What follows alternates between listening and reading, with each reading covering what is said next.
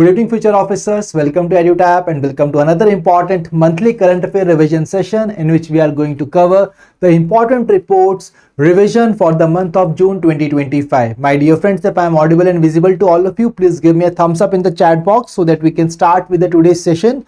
So very good evening, Harshal, Nitya, Mayank, Suprava, Fruity and all other people who have joined us live today in this session. Guys, please give me a thumbs up in the chat box if I am audible and visible to all of you, so that we can start with the today's session.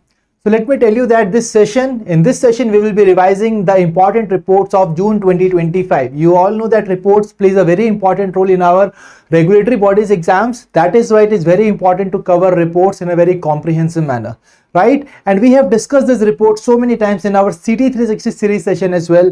Now today is the day when we will be analyzing that whether you retain all the important aspects of these reports and indices from the examination point of view or not.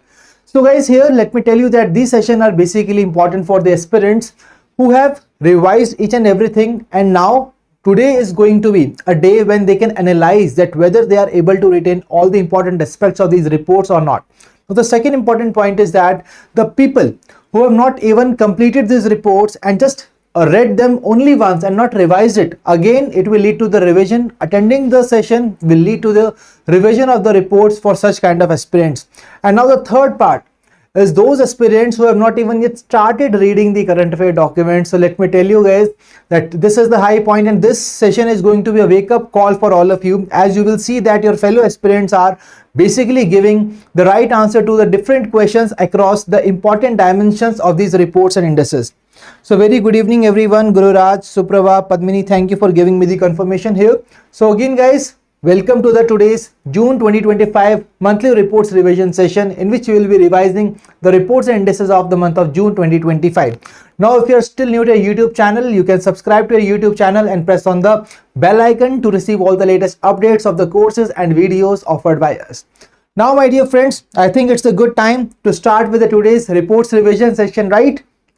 So this is going to be a MCQ format session because in the examination we see that the MCQs are being asked across these lines from these reports, and that is why here is the very first question for all of you from a very important report on which we have seen the questions in the previous examination so many times, and the report name is Global Gender Gap Report 2025. So the people who are new to these revision sessions, and for them these kind of statement based questions are quite newer, I would like to tell you here that these questions are very easy to answer. Just we have to focus on three important steps. The step number one is we need to identify the central topic of the question. Second point is we need to identify the demand of the question. Third point is we need to identify and analyze the keywords which are mentioned in the statements of this question. Like here in this question, the central topic is the Global Gender Gap Report, and the demand of the question is basically to identify the incorrect statements. So guys, you have to go through these statements, try to identify that which of the following is the right answer here. First statement, focusing on the keywords, released by World Economic Forum, benchmarks current state and evolution of gender parity across the world. That is absolutely right. Second statement, assesses gender parity across 4 sub-indexes on a scale of 0 to 1. Third statement, Iceland has topped the report and followed by Finland, Norway on the second and third position respectively. तो आपके पास 3 statement है दोस्तों, आपको identify करना है कि कौन से स्टेटमेंट्स यहाँ पर इनकरेक्ट है. See, again here a very important part. In this question we are not required to identify the correct statements. We are required to identify incorrect statement. अगर आपने incorrect statements को, अगर आपने correct statement को identify कर लिया तो जो स्टेटमेंट बचेगा वो आपका इनकरेक्ट होगा, right? But according to this particular question that has been mentioned on the Global Gender Gap Report, I can see in the chat box most of the people have opted for option E as the right answer. Like I can see Padmini, Suprava, Guru Raj, Harshal, Fruity, Mayank, everybody is opting for option E. So that means option E ko lock kiya jaye, right? So yes, option E is the right answer. That is none of the above, as all these statements are correct with respect to the Global Gender Gap Report, which is released by World Economic Forum. So very important report, my dear friends, which basically assesses the gender parity across the world on a scale of 0 to 1. And here when it comes to the different indicators and the sub-indexes on the basis of which the gender parity has been assessed across all these countries are these sub 4 indices. that is economic participation and opportunity, educational attainment, health and survival, and political empowerment. Okay, now the most important part here is that what exactly are the top rankers in this particular report. So whenever we are covering any report, we are required to cover across the 5 dimensions, as I always tell you. The first dimension is the releasing body. The second part is the index, what are the indicators or the parameters. Third part is important rankings. Fourth part is important key findings, and the fifth part is the key recommendations, right? These are the 5 dimensions across which we need to cover the reports and indices. So here we have covered the second dimension. Now the third dimension is the important rankings. You can see here Iceland is on the top with a gender parity score of 0.926, and this is the only economy which has covered the gender parity till 90%. It is followed by Finland, Norway, United Kingdom, New Zealand, and the most important part here is, when it comes to important rankings, the most important part is India's position. So India has been positioned on 131st position with the score of 6.644. That means India has closed the gender parity till 64.4%. That is the important part.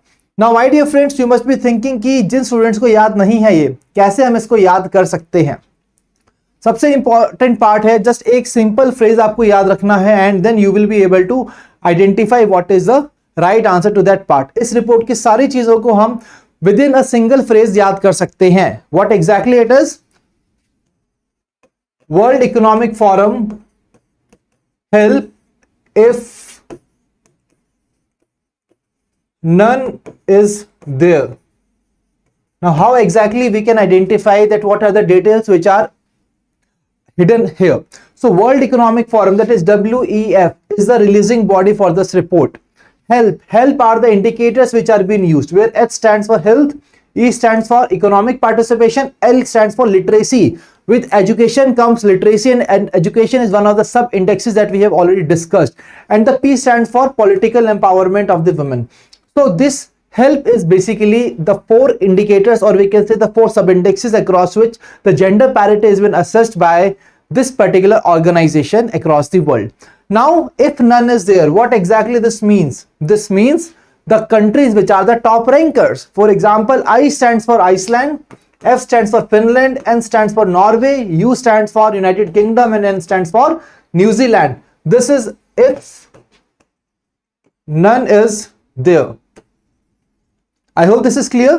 Okay, so that's how we can retain the important rankings as well as the important dimensions of the global gender gap report 2025. I hope this is clear. Absolutely right. Thank you Suprabha for repeating this particular phrase again.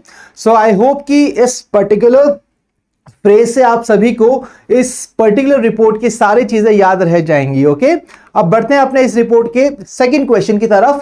And again the question is on the global gender gap report 2025. You need to identify the statement which is correct here. Okay, now the first statement here is that global gender gap index has shown a consistent improvement, increasing from 64.1% to 68.8% in 2025 with a rise of 4.8 percentage points over the period. Second statement is Bangladesh recorded the most significant advancement in the rankings, moving up by 75 positions to secure 24th place. That is absolutely right. Third statement is India with a parity score of 64.4% is counted among the highest performing countries in the South Asia. तो basically guys अगर हम देखते हैं, हमने already बात की कि बांग्लादेश की एक बहुत ही सिग्निफिकेंट इंप्रूवमेंट देखने को मिली है, और थर्ड स्टेटमेंट में दिया गया कि इंडिया का पैरिटी स्कोर एकदम सही है 64.4%, but is it really counted among the highest performing countries? The answer is no. So that's why the right answer to this question is option B, that is 1 and 2 only. Absolutely right. I can see in the chat box most of the people have given me the right answer to this question. Now with the parity of 64.4%, India ranks among the lowest performing countries in the South Asia, and that is why this statement is incorrect. Okay, so these are the most important things that we need to remember from examination point of view on the global gender gap report. Now there is another very important question I would like to ask you here. As we have seen in the previous, in this particular slide as well, that the country which is on the top is Iceland. Right now I would like to ask you one question. How many countries are there as per the global gender gap report? how many countries are there which have achieved full gender parity? See guys, please quickly tell me the right answer to this question. और काफी ध्यान से सुनिएगा question को. As per the global gender gap report, how many countries have full gender parity according to the report? Now I can see in the chat box most of the people are saying none. That means zero country, right? Absolutely, you have given me the right answer. Why so? You can see here, I told you that the gender parity has been on a scale of 0 to 1, right? और आप देख सकते हैं कि जितना हम 1 के ज्यादा क्लोज होंगे, दैट मीन्स आपकी जेंडर पैरिटी उतनी ही ज्यादा होगी, और 0 की तरफ क्लोज होंगे तो दैट मीन जेंडर पैरिटी हमारी नहीं होगी, राइट? सो बेसिकली आप देख सकते हैं the country on the top is Iceland with a score of 0.926. That means it has covered gender parity till it has close the gender gap till 92.6%. तो जो country even top पे है उसका 92.6% है. कोई कंट्री फुल जेंडर पैरिटी तब achieve करेगी जब उसका स्कोर 100% होगा, दैट मींस उसका स्कोर 1 होगा, राइट? और ऐसी कोई कंट्री नहीं है, that means none of the countries have achieved the full gender parity as per global gender gap report. A very important point guys, because this question has already been asked in the previous year examinations, right? Now moving ahead, आप यहाँ पर देख सकते हैं कि कोई भी country ऐसी नहीं है in the world which has yet achieved a complete gender parity. Apart from that, अगर हम इसी पेज से जेंडर पैरिटी की तरफ बढ़ते हैं तो it will take us 123 years more to achieve gender parity. Okay, these are the most important part that we need to understand here. So apart from this, हमने सभी इंपॉर्टेंट चीजों को यहाँ डिस्कस कर लिया है, और ये रिपोर्ट आप देख सकते हैं हमने इसके ऊपर डेडिकेटेड सेशन लिया था दोस्तों. जब आप अगर कोई ऐसा एस्पिरेंट है जिसने इस सेशन को मिस किया है, डू नॉट वरी, आप जब इस सेशन का पीडीएफ डाउनलोड करेंगे आप इस लिंक पर क्लिक कीजिएगा and it will directly take you to this particular session. Okay, don't worry about it. तो आपके लिए हर चीज का जुगाड़ कर लिया है, ठीक है? Do not worry about it. Now let's move ahead to the next part. So Mukund, you are not so much late, but please ensure that the next time you are coming on time here, right? और अभी हम अपने third question के ऊपर हैं. एक report important आपने miss कर दी, बट मेक श्योर कि बाकी रिपोर्ट्स को आप मिस ना करें. अगला क्वेश्चन है on the state of the world population 2025 report. Again, you need to identify the correct statements. 3 statements are been given. We need to identify and analyze the keywords which are mentioned in the statements which are mentioned in the question. पहला statement है इस report के ऊपर कि इस report को release किया है यूनाइटेड नेशंस पॉपुलेशन फंड ने, which focuses on global demographic changes across the world. Second statement, by April 2025 India की पॉपुलेशन 146.39 करोड़ टच कर गई है, और इंडिया की जो टोटल फर्टिलिटी रेट है it has declined to 1.9%, which is below the replacement level of 2.1. Third statement is 1/5 of the reproductive age adults believe they will be able to have exact number of children they desire. आपको identify करना है कि कौन से statements यहां पर correct हैं. Let's see who will be giving me the right answer to this question. So here people are saying option B. So option B को लॉक किया जाए. So option B को लॉक करते हैं. Yes, option B is the right answer. 1 and 2 are absolutely right. Third statement is incorrect. Why so? Because इस report ने एक बहुत ही इंपॉर्टेंट चीज को हाईलाइट किया, and that particular point is that so many people जो हमारे यहाँ पे यंगस्टर्स हैं, they are having this view that they won't be able to have the exact number of children that they desire, and that is why the third statement is incorrect. So the 1/5 of the reproductive age adults across the world believe they want to be able to have the exact number of children they desire.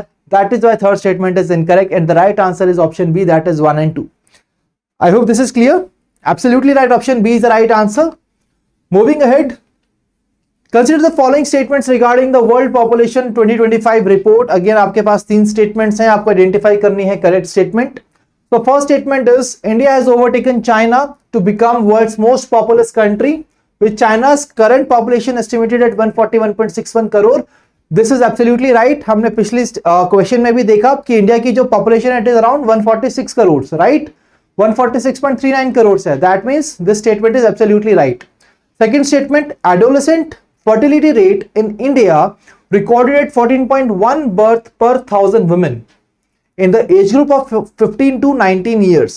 As per 2025 projections, life expectancy at birth in India is 71 years for the men and 74 years for women. That means जब एक person birth लेता है उस time पर main के लिए कितनी हमारी लाइफ एक्सपेक्टेंसी है, that means the average number of years that he is going to live. right? So that is 71. For women it is 74 years. So all these statements are right or wrong? Please tell me here. So all these statements are right here, and the right answer is option E, that is 1, 2 and 3. All these statements are correct here. So yes, Harshal, Mayank, Gururaj, Padmini, Fruity have given me the right answer to this question. Please mark +1 in your answer sheet, right? So guys, आपको क्या करना है, इस पूरे session के दौरान एक paper लेकर बैठिए आप, या फिर आप अपने फोन पर भी टाइप कर सकते हो. Let's go digital. अपने फोन पर टाइप करके रखिए अपने पास कि कितने क्वेश्चंस को आपने करेक्टली आंसर किया है, कितने क्वेश्चंस को इनकरेक्टली आंसर किया है. ठीक है, इसका रिकॉर्ड आपके पास होना चाहिए, क्योंकि सेशन के बाद you have to analyse your scores as well. Okay, so here is the right part. Option E is the right answer. And again, the people who have missed this particular session, they can basically click on this particular link to access this particular session. Okay, तो इस session को detail में देखिए, काफी important point है. यहां से आपको काफी पॉइंट्स डिस्क्रिप्टिव राइटिंग के लिए भी मिल सकते हैं. Okay, moving to the next question. Next question is on a very important report, guys. That is the Sustainable Development Report 2025. और यहां पर इंडिया की परफॉर्मेंस से रिलेटेड और साथ ही साथ ग्लोबल ट्रेंड्स के ऊपर कुछ पॉइंट्स मेंशन किए गए हैं. आपको एनालाइज करना है इन पॉइंट्स को, and you have to identify the correct statements from this particular statements. तो 3 स्टेटमेंट्स आपको दिए गए हैं. Please try to ensure that you are giving me the answer in the chat box. दोस्तों, चाहे क्वेश्चन आपको नहीं आता, गलत अटेम्प्ट कीजिए, बट कीजिए, बिकॉज जितना ज्यादा आप अटेम्प्ट करेंगे, जितना ज्यादा पार्टिसिपेट करेंगे आप सेशन के अंदर, उतना ज्यादा आपके लिए प्रोडक्टिव होगा.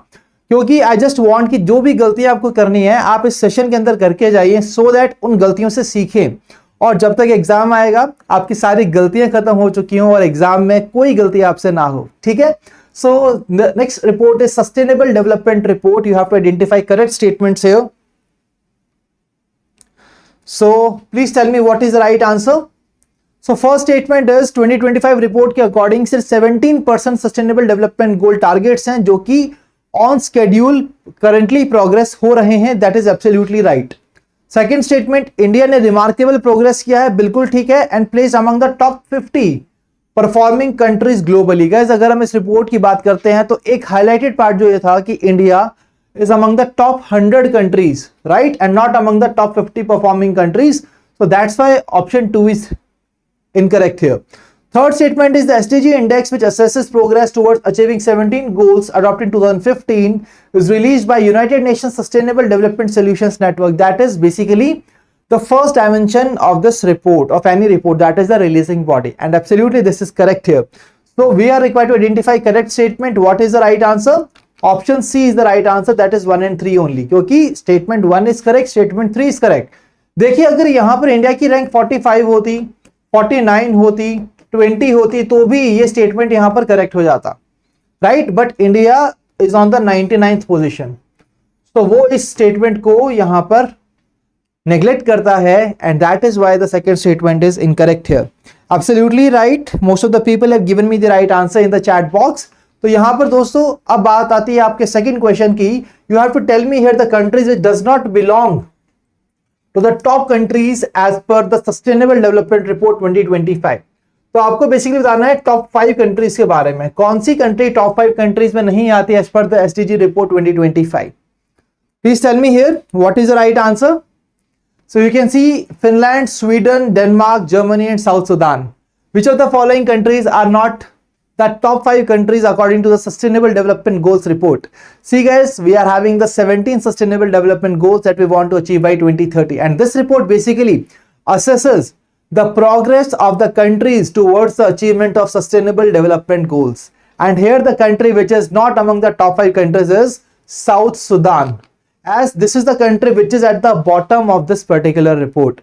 Now you can see on the top it is Finland, Sweden, Denmark, Germany.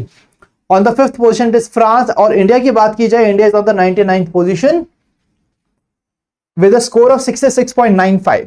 अब काफी स्टूडेंट्स के मन में एक क्वेश्चन जरूर होगा कि सर याद कैसे करें.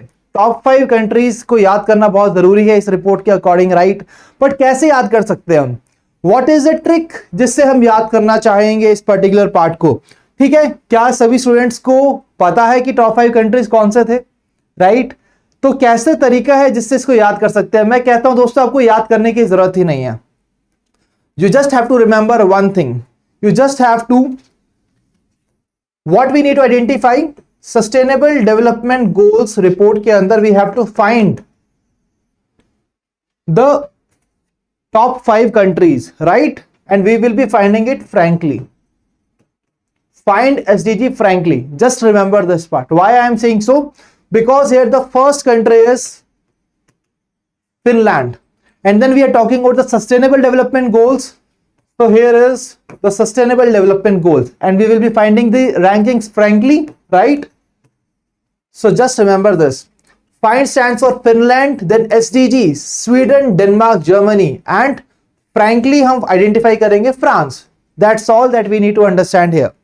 Please tell me here, is there any one student who is not able to now retain that which are the top 5 countries in the SDG report? Please tell me here.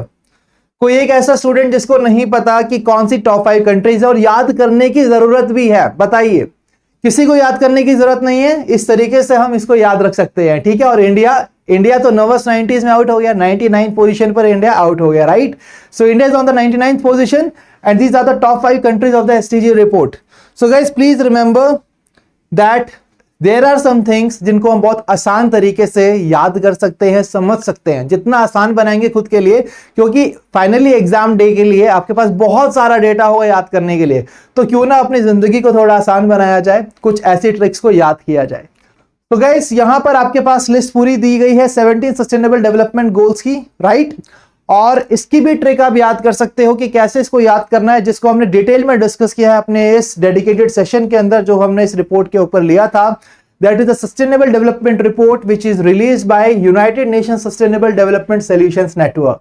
तो इस session को अगर आपने miss किया है तो देखना ना भूलिए, और जब आप पीडीएफ को डाउनलोड करेंगे इस लिंक पर जाइएगा और इस सेशन को पूरा देखिएगा। पूरा डिटेल के अंदर हमने इस पूरी रिपोर्ट को डिस्कस किया है, which is going to help you out in your not just objective examination but in a descriptive paper as well. Okay, अब बढ़ते हैं next question की तरफ, that is the performance grading index 2.0 for the states and union territories, and we need to identify the correct statement in this report. Guys, why we are discussing such kind of statement based questions? क्योंकि हमें practice करनी होगी ऐसे questions को answer करने की। Exam में आप देख सकते हैं कि एग्जाम हमारा बहुत अनसर्टेन और डायनामिक है, और ऐसे क्वेश्चंस एग्जाम में पूछे जा रहे हैं, इसीलिए हमें इंश्योर करना है कि ऐसे क्वेश्चंस को हम अच्छे से प्रैक्टिस करके रखें, and that is why we are having such kind of questions. Okay, so now in this particular question we are discussing the performance grading index report. Guys अगर इस रिपोर्ट की बात करते हैं, this report identifies that what are the different interventions which are required to take in order to improve the school education system in our country, right? And जो भी हमारे schools हैं और स्कूल्स के बेसिस पर जो यूनियन टेरिटरीज एंड स्टेट्स हैं उनको हम रैंक करते हैं with the help of the grades. तो कुछ ग्रेड सिस्टम्स यहां पर इस्तेमाल करते हैं, इसीलिए इसका नाम रखा है परफॉर्मेंस ग्रेडिंग इंडेक्स। तो यहां पर पहला स्टेटमेंट, रिपोर्ट को कौन रिलीज करता है? Department of school education and literacy. दोस्तों एजुकेशन के ऊपर है तो department of school education launch करेगा, राइट। तो first statement is Department of School Education and Literacy releases the report to make transformational changes in the school education. Absolutely right. Second statement, framework carries the weightage of 1000 points distributed 73 indicators across the 2 broad areas. तो 2 broad areas के across ये indicators को divide किया गया है। These are outcomes and governance and management. Detail में cover करेंगे इसको आने वाली स्लाइड्स में, don't worry about it. So this statement is also right. Third statement is highest grade which has been achieved under the PGI is Pracheshta 1, which corresponds to the score range of 701 to 760, and Chandigarh has attained grade Pracheshta 1 and no state or UT made it to the top 4 levels. तो कोई भी state और UT top 4 level पे नहीं है, और जो top level achieve किया है दैट इज प्रचेष्टा 1। किसने अचीव किया है? चंडीगढ़ ने अचीव किया है, right. So which of the following statements are correct here? People are saying option D, that all of the above is the right answer. Yes, let's lock this option, and yes, option D is the right answer. So guys, you can see here that what exactly are the 2 categories under which these indicators are being we can say bifurcated. These are outcomes and governance management. Or further, they are having 6 domains, right? Outcome is having 4 domains, governance is having 2 domains. Outcome is having 4 domains, which is learning outcome and quality, access, infrastructure, facilities and equity. तो ये सब चीजें एक school के अंदर होनी चाहिए so that the education is imparted in a equitable manner.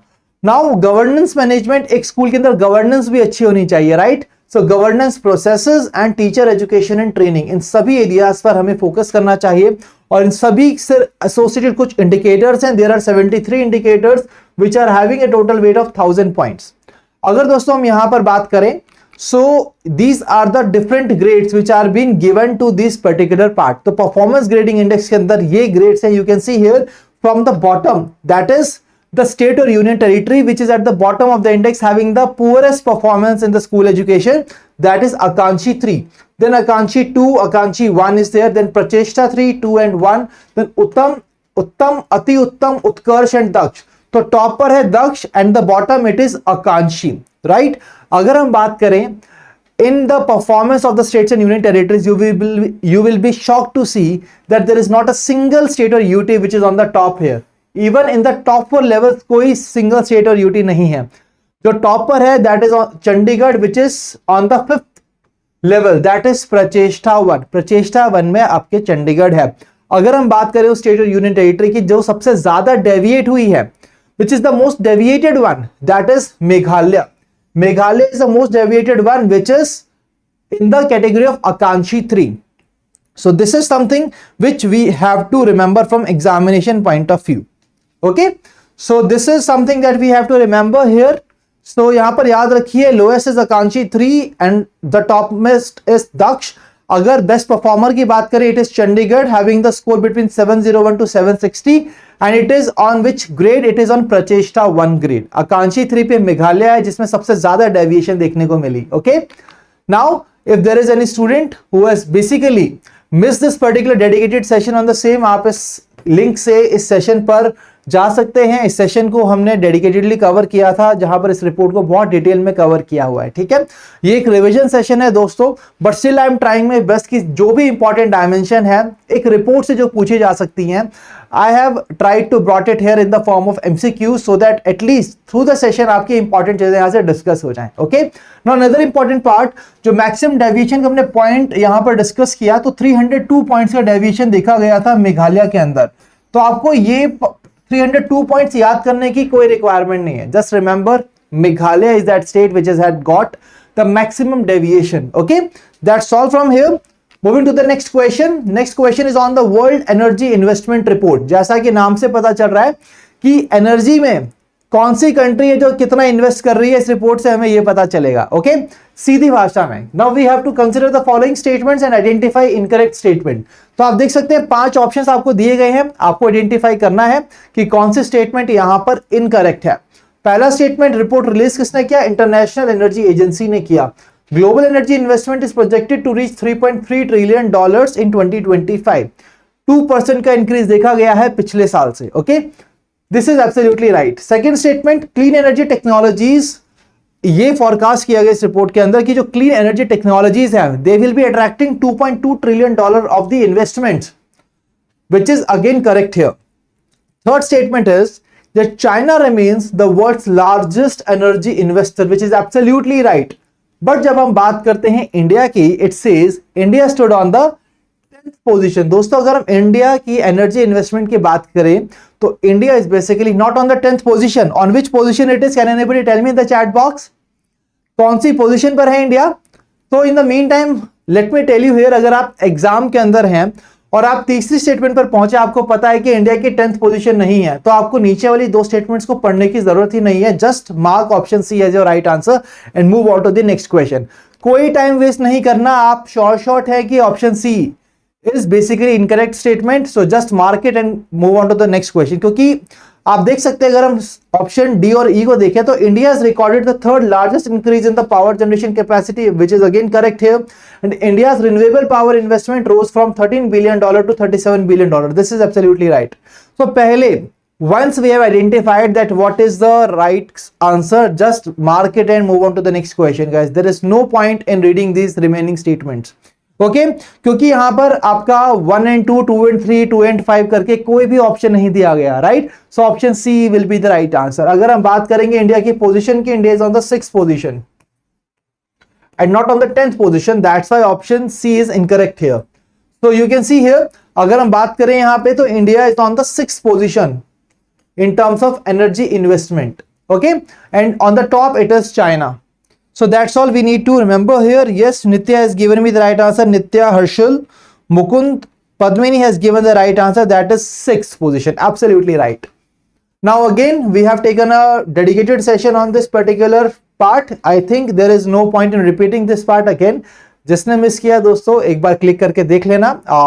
You might get a question from this particular report in the examination, तो उस टाइम पर you won't be regretting that okay यार काश वो सेशन देख लिया होता. बढ़ते अगले क्वेश्चन की तरफ. Which one of the following are the readiness factors used by the fostering effective energy transition report? Now we are talking about energy transition report.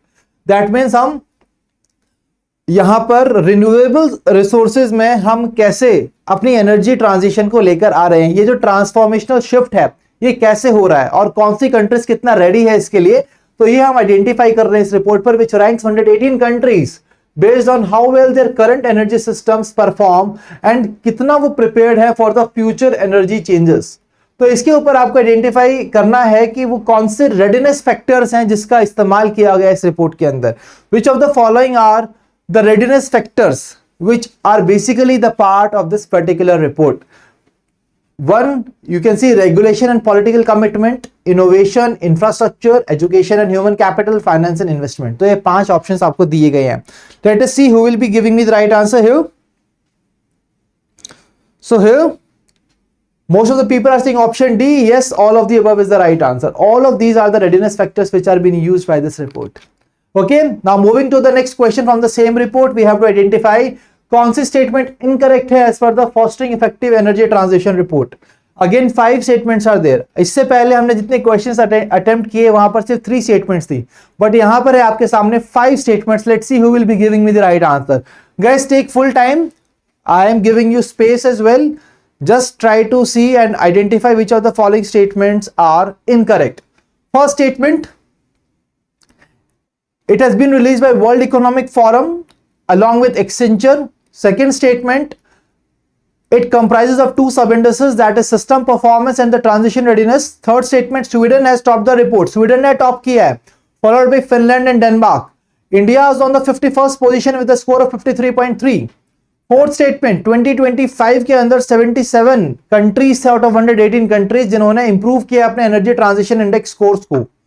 Option number statement number 5, energy transition index ने 1.1% का increase show किया in the global scores. अगर हम उसकी performance को last year से compare करते हैं तो आपके पास 5 स्टेटमेंट दिए गए हैं, आपको आइडेंटिफाई करना है कि कौन से स्टेटमेंट इनकरेक्ट है. So people are saying that to the question number 10, third statement is incorrect. Frooti is saying 71st position India की है इस रिपोर्ट के अंदर. So let's lock the option 3, right? Option C को लॉक किया जाए. सभी स्टूडेंट्स कह रहे हैं option 3. So yes, option 3 is the right answer. Option 3 is incorrect one. Why so? Because India की position is not 51, it is 71. India की last year rank थे 63 और अब इस साल इंडिया की रैंक है 71. और यहां पर on the top it is Sweden, then Finland, Denmark, Norway and Switzerland. These are the top 5 countries and India is on the 71st position in this particular report. Okay, that's all we need to understand. And yes, all the people have given me the right answer. I'm really happy to see कि सभी students यहां पर आज अच्छे से revise करके आए हैं और सभी एकदम करेक्ट आंसर दे रहे हैं in the comment section. That's really great guys. बढ़ते हैं अगले क्वेश्चन की तरफ. Now the next question is global economic prospects June 2025. So this is a report which is been released by the World Bank group और आपको identify करना है कि कौन सी which of the following statements are correct statements as per the global economic prospect. दोस्तों यहां पर नाम से ही क्लियर है, global economic prospect. That means एक रिपोर्ट जो इकोनॉमी की ग्रोथ फोरकास्ट करती है इस रिपोर्ट के अंदर, राइट? पहला statement, global growth will slow down to 2.6% in 2025. Second statement, 2027 तक जो हमारी एवरेज ग्लोबल जीडीपी ग्रोथ है एक पर्टिकुलर डेकेड की, दैट मींस 2020s में it will be projected to be just 2.5%. Third statement, India की ग्रोथ फोरकास्ट की बात की जाए तो इंडिया की ग्रोथ फोरकास्ट 6.3% है due to weaker export and investment growth. Now let's see who will be giving me the right answer. I have marked all the keywords here for all of you. तो the question number 11, people are saying option B, that is 2 and 3. क्या option B को lock किया जाए? Everybody going with option B?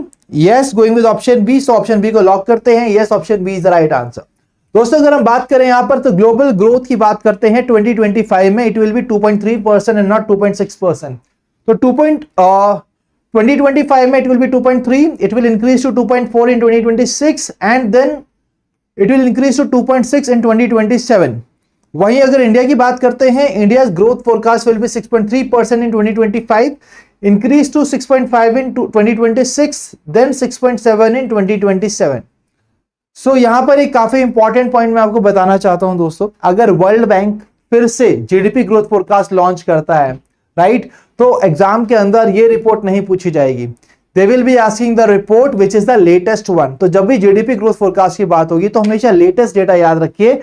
And इसीलिए जो students regular basis पर पढ़ाई करते हैं, प्रिपरेशन करते हैं, उनको पता होता है कि कौन सा डेटा याद करना है और नहीं करना है. That's why we always tell you, please ensure that you are regularly covering these important current affair articles. Okay, so this report is very much clear for all the people. बढ़ते हैं अपने next question की तरफ, and the next question is on the child labor, which is really a serious cause of concern across the world. So child labor global estimates 2024. अब labour की बात हो रही है तो कौन सी ऑर्गेनाइजेशन काम करती है लेबर्स के लिए across the world? It is International Labour organisation.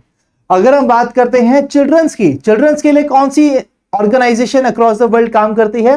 That is UNICEF. तो इन दोनों ने मिलकर इस रिपोर्ट को रिलीज किया, चाइल्ड लेबर ग्लोबल एस्टिमेट्स 2024. और इस रिपोर्ट के अकॉर्डिंग हमें आइडेंटिफाई करना है that the child labour continues to affect how many children worldwide with dash of these engaged in hazardous work. तो हजार्डस वर्क में कितने बच्चे एंगेज हैं और दूसरा across the world child labour का टोटल कितना नंबर है, ये हमें आइडेंटिफाई करना है इस क्वेश्चन के अंदर. Let's see who will be giving me the right answer to the question number 12. So people are saying option D.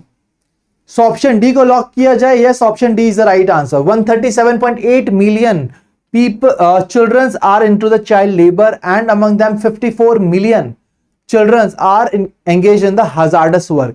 और ये परसेंटेजेस भी पूछी जा सकती है एग्जाम के अंदर. 7.8% of the children are the child labour, right, और जहां पर 3.1% of them are basically engaged in, basically total का 3.1% are engaged in hazardous work. That is the right answer. Okay, so with this we are done with this report. अब बढ़ते हैं अपने अगली report की तरफ, that is the Global Peace Index 2025. So again we need to identify the correct statements here. Let's see who will be giving me the right answer. So Global Peace Index 2025 को release कौन करता है? Institute for Economics and Peace. और उसके 3 primary areas हैं across which it assesses the peacefulness across the different countries. Now second statement, Iceland is on the top, while India's ranking in the index declined from 116th in 2024 to 115th. तो India की ranking 116 से 115 पर आ चुकी है and the score has shown an improvement of 0.58%. Okay, now the third statement is 2025 index indicates that average global peacefulness improved by 0.36% compared to the previous year. पिछले साल से अगर ग्लोबल पीसफुलनेस की बात की जाए तो वो इंप्रूव हुई है by 0.36%. You need to identify which of the following statements are correct here. So let us see who will be giving me the right answer here. So very good Mukund, that we have to basically skip that question जो हमने exam time में नहीं किया. ठीक है, exam time में जब आप बैठे हैं एग्जाम में अगर कोई क्वेश्चन ऐसा आता है आपने उस रिपोर्ट को नहीं पढ़ा है तो प्लीज इंश्योर कि आप उस क्वेश्चन को अटेम्प्ट ना करें. अभी मैंने एक फोकस एरियाज आपको बता दिए हैं दोस्तों कि कौन कौन से कीवर्ड्स हैं. इसी तरीके से why exactly I am marking these areas so that you can learn this way of attending the question कि किस तरीके से हमें इन कीवर्ड्स को फोकस करना है. सी यहां पर आपको बस ये एनालाइज नहीं करना कि मुझे कौन सा डेटा आता है कौन सा डेटा नहीं आता है. आपको ये भी सीखना है कि पेपर में क्वेश्चन को अटेम्प्ट कैसे करना है, कौन से वो एरियाज हैं, किन चीजों को हमें जस्ट स्किप करना है और किन चीजों को हमें बेसिकली ज्यादा फोकस करना है. ये भी हमें इस सेशन से सीखना है. एंड आई बिलीव कि आप सभी ये चीजें सीख रहे हैं आज के इस सेशन से. तो यहां पर काफी स्टूडेंट्स ने कहा कि it has dropped, so yes, option B is the right answer. Third statement is incorrect because it has not improved but it has dropped. That is why the third statement is incorrect here. अगर हम बात करते हैं top countries की, includes Iceland is on the top, then Ireland, New Zealand, Austria, Switzerland and Singapore, and India is on the 115th position. So guys, please tell me in the chat box, are you guys learning in this session how to basically retain the data and how to solve this questions अगर आप exam के अंदर बैठेंगे ऐसे questions को solve करने के लिए? If yes, please give me a thumbs up in the chat box. अगर आपको समझ आ रहा है अगर कि कैसे रिटेन करना है, कैसे क्वेश्चंस को सॉल्व करना है, please give me a thumbs up in the chat box so that I can also ensure from my end that yes, I am able to make you understand these points that how exactly we are required to do this. Because last year we have seen, अगर हम regulatory bodies exam की बात करें तो RBI का जो exam था it was dominated by the reports ने डोमिनेट किया था लास्ट ईयर पेपर के अंदर। ठीक है, तो ये काफी जरूरी है हमारे लिए कि हम रिपोर्ट्स को बहुत अच्छी इंपॉर्टेंस दें और साथ साथ स्कीम्स को भी देंगे, राइट। सो अगला जो वेडनेसडे होगा दोस्तों, वहां पर हम स्कीम के सेशन को कंडक्ट करेंगे।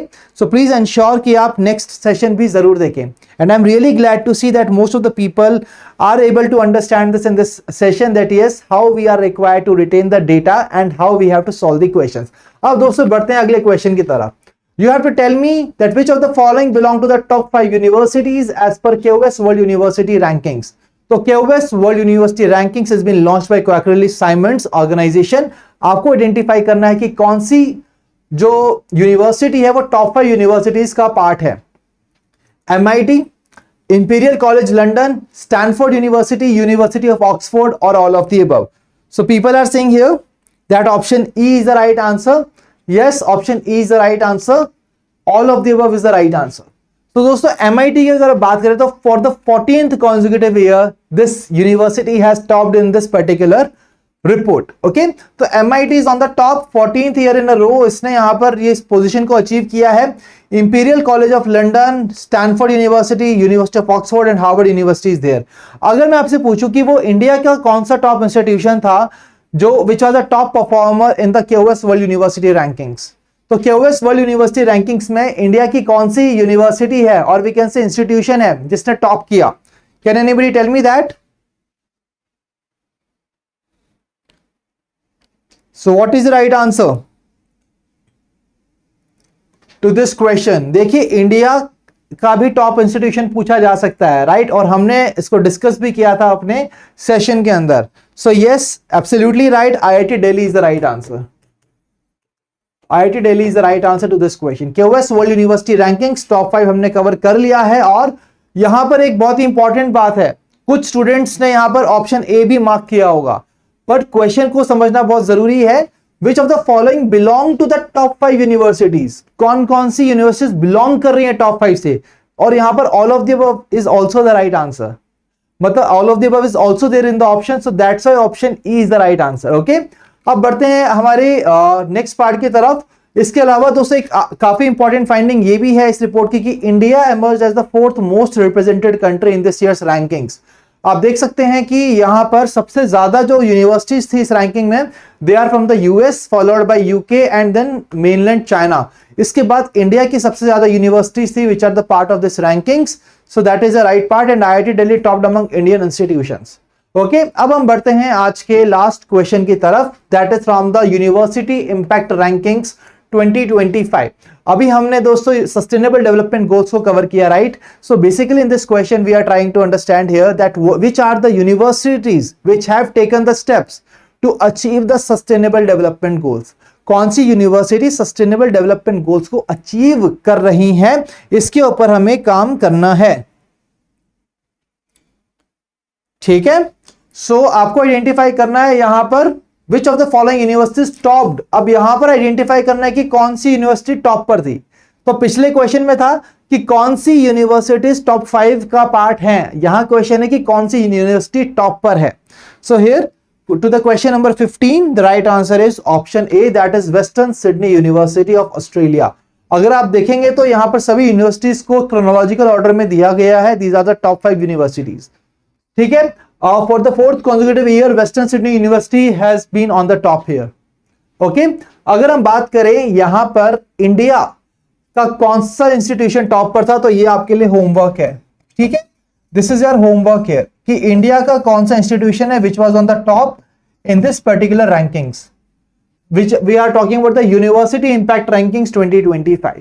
Okay, so my dear friends, that's all from the today's session. That was the last question of the today's session. I believe कि आप सभी को आज के सेशन में काफी स्टूडेंट्स को एक वेकअप कॉल मिला होगा कि कौन सा वो एरिया है जो हमें याद नहीं है, कौन सा एरिया है जो हमें याद है, और जिसने कुछ नहीं पढ़ा उसके लिए भी एक वेकअप कॉल रही होगी कि यार दोस्तों अब मौका आ चुका है कि शुरू कर दे अपनी तैयारी को। सो यहाँ पर इस सेशन को हम यहाँ पर खत्म नहीं करेंगे दोस्तों।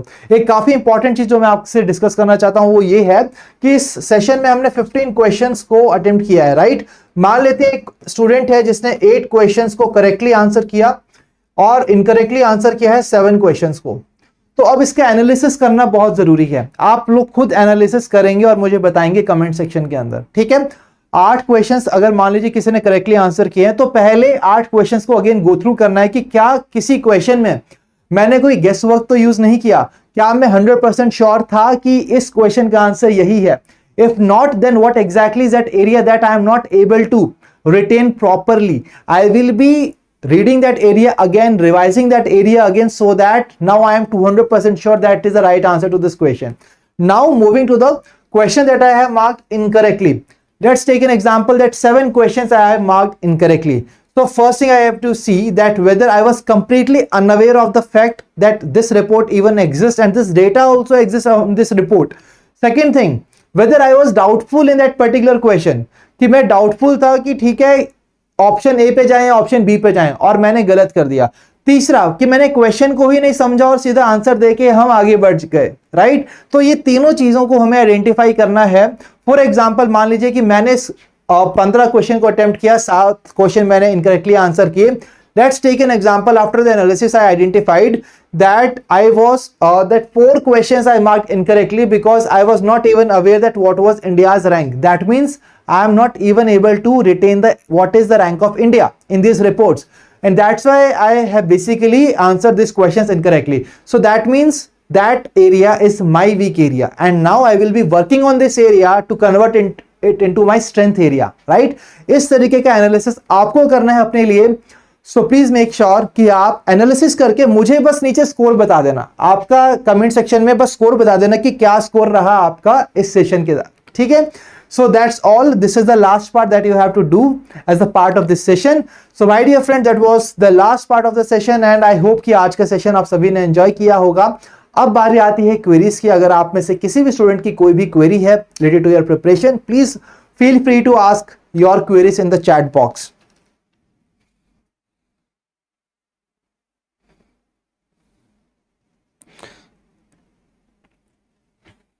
सो फ्रूटी सिंह सर, नंबर्स वही याद होते हैं एंड डेटा भी जस्ट मैच द पेयर, बाकी है माइंड में। ओके, दैट्स गुड कि ये काफ़ी चीज़ें आपके माइंड में है, ये काफ़ी अच्छी चीज़ है फ्रूटी। देन पीस रिपोर्ट मैंने नहीं पढ़ा, एक मिस हो गया, गलत हुआ, don't worry Mukund. So basically हमें इंश्योर करना है कि एटलीस्ट जिस रिपोर्ट के बारे में हमें अच्छे से चीज़ें पता है उसको हम अच्छे से एटलीस्ट पढ़ लें, राइट, और उसका क्वेश्चन हम इजीली आंसर कर सकें। और ऐसा नहीं कि क्वेश्चन की डिमांड कुछ और थी, बिना डिमांड को आइडेंटिफाई किए हमने क्वेश्चन का आंसर किया और हम आगे बढ़ गए, ऐसा नहीं करना। समझना है अच्छे से, जैसे कि टॉप 5 वाले क्वेश्चन में कुछ स्टूडेंट्स ने इनकरेक्टली मार्क किया था answer. I just don't want कि आप ऐसी कोई गलती अपने एग्जामिनेशन के दौरान करें। Okay, so that's all from the today session guys, and now I will B meeting you in the next session. And अगर आपकी कुछ और क्वेरीज हैं आप डेफिनेटली कमेंट सेक्शन के अंदर पोस्ट कर सकते हैं, और साथ ही साथ आप हमें ईमेल कर सकते हैं at hello@edutap.co.in। और अगर आपको कोई मेंटरशिप चाहिए या गाइडेंस चाहिए तो आप 8146207241 पर हमारी टीम को कॉल भी कर सकते हैं, and we can have a one-on-one conversation with you. Okay, now I will be meeting you in the next session. Till then, stay happy.